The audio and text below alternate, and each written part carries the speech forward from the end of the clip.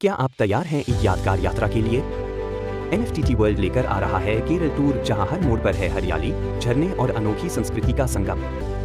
Luxury stay, शुद्ध जैन व शाकाहारी भोजन, साथ ही स्वादिष्ट दक्षिण भारतीय व्यंजन के साथ ये सफर बनेगा जिंदगी भर का अनुभव। आज ही अपने परिवार एवं मित्रों के साथ बुकिंग करें।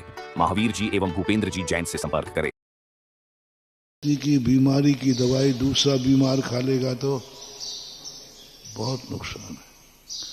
कल हमने कहा कि श्रावक की नकल हम नहीं कर सकते क्योंकि मैं मुनि हूं और मेरी नकल तुम भी नहीं कर सकते।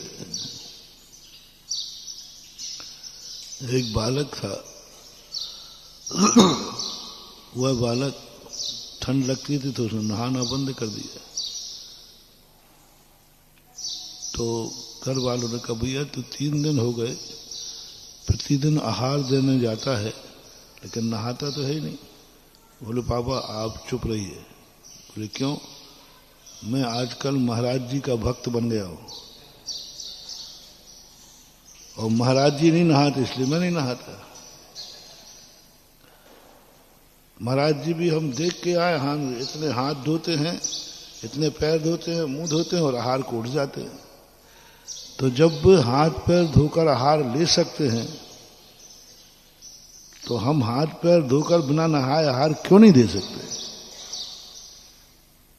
तो बोले तू हाथ देने जा रहा? बोले हाँ।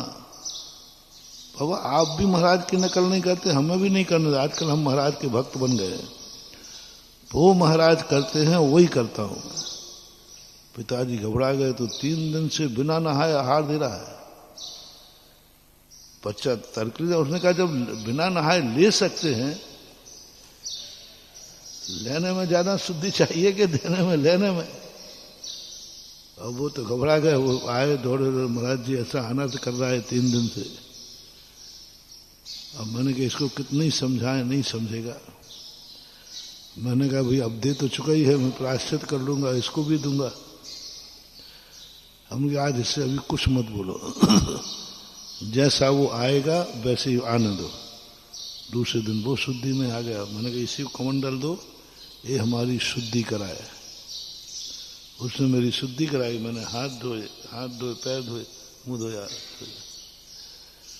हमने कहा बेटा तुम भी बड़ा बिल्कुल मैं इतना ही करता हूं, आप इतने धोते तो मैं भी यहां तक नहीं जाता, वहीं तक जाता, नाप के जाता हूं। मैंने कहा ये तो बहुत अच्छी बात है, तू तो पक्का चेला बन गया, जाना तूने पूरी नकल कर ली।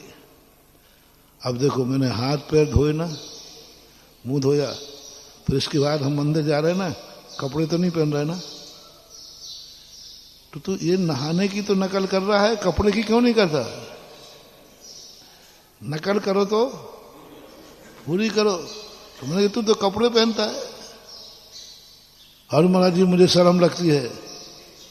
तो मैंने कहा जिनको कपड़े पहनते हैं वे यहां से नहाते हैं, जो कपड़े नहीं पहनते वो यहां से नहाते हैं।